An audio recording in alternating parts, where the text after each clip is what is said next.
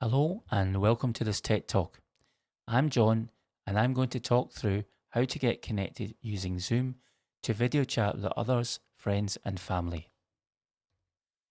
In this short session, I'm going to look at what is Zoom, how to sign up, how to download the Zoom app itself, how to join a meeting, and how to host a meeting. So, what is Zoom? Zoom was originally created for businesses to allow people who work from home to connect virtually to have video conferencing.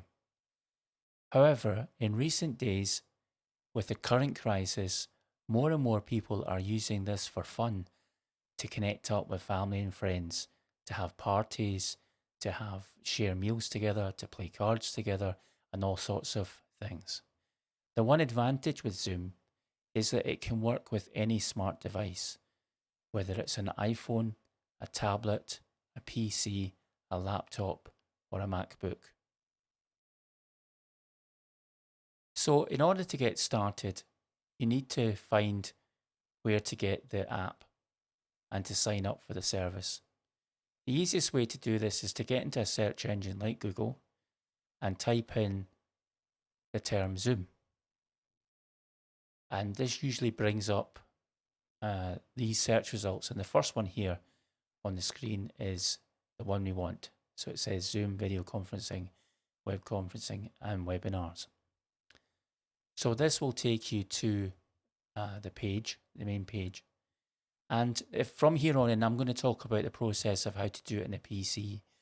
In other devices, it's very similar, but you have to download the app and you sign up from the app. So to sign up here, what to do is to go up to the top right hand corner, and where it says sign up, it's free, click on there. This will invite you to enter in your email address and to click sign up. Now, you might notice this, it says work email address. Don't worry about that, it can be any email address. So once you click sign up, you will get a link in your email. So if you open up your email, click on the link, and that will take you through the rest of the process of signing up. So once you've signed up and you've gone through the test meeting and you've come out of that, you might be invited to let other people know about Zoom. Now you can skip this if you want at this stage. If you've not already done so, and if the process hasn't already done this, you'll need to download the Zoom client on your machine if you're using a PC. So the way to do this is to go up to the resources tab on the top right, where my purple arrow is, and then click where you see download Zoom client. And when you do that, just let it download and it will set it up. So if you're joining via the Zoom app, then you get two options. You get join a meeting or sign in. So at this stage, we're just going to sign in. And with that, what we do is we enter an email and our password, and we can then sign in. Once we're signed in, we're greeted by this page. So this is our main control page for the Zoom. So you've got four options here.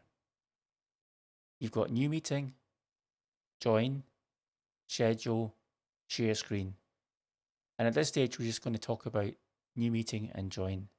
So first, how do we join?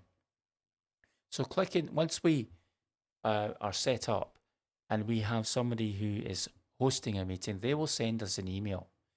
And the email will have either a link, as I've indicated with the red arrow, or it might have the meeting ID number, which is where the purple arrow is. So if we click on the link, it will take us into the page, or if we choose to, we can just add in the ID number, our name, and just join. So once we get to the screen, before we can start, we have to click with join computer audio. Now, for those of you that are doing it with a smart device, such as a phone or a tablet, you've got a built-in microphone and webcam already.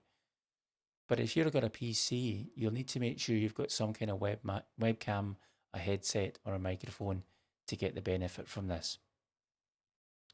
So once we click on Join with Computer Audio, we then end up in the screen. And here's a slide of 3 people in the Zoom meeting space. So just to talk about some of the controls at the bottom of that window. So starting from the extreme left, we have the mute button. Now the mute button can be useful where you've got lots of people on the room and you want to cut down on sounds that might get into the microphone, because if you multiply that by 5 or 6 times and there's lots of background noise, it becomes very distracting. So what you can do is, if you're not currently speaking or interacting with someone, then you can click on the mute button by pressing on the icon. Or you can use a keyboard and you use Alt and A, and that will mute and unmute. Along from there, you've got the Start Video, Stop Video button, and that allows you to share your video, your webcam, or to shut it down temporarily. Now that could be useful sometimes if someone comes into the room and you don't want them to be broadcast over the internet, or you want to leave and do something, then you can press on that and then you can go away, do whatever it is, and come back and start it again. Moving into the center part here, we have an invite button. So that's usually for the host, and they will press that and that will give an option to invite people into the meeting. Along from there, we've got the participants button, and that one, if you click it, will open up a sidebar on the right hand side, which will show a list of all the participants. Now, if you've got something you want to share that's on your desktop or on your screen, you can do that. So what you can do is you can press on that green button that says Share Screen, and there'll be a window pop up and gives you options about what you want to share. And you just click on it and that becomes the center in the screen.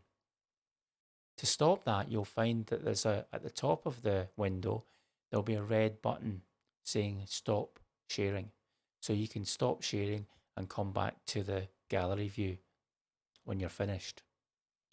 Moving along, there is an option to chat. So if you click on that, there'll be a chat box opens up. Again, it's on the right side, and you can chat with the whole group, or you can select an individual to chat with. There are a couple of other buttons, record and reactions. I'm not going to go into them right now. So once the meeting's finished, the host may end it by clicking the End Meeting button, which is on the extreme right. Or if you want to leave for whatever reason, then you can. It will actually be called Leave Meeting. So just click and you can come out of the meeting. So we talked about how to join a meeting.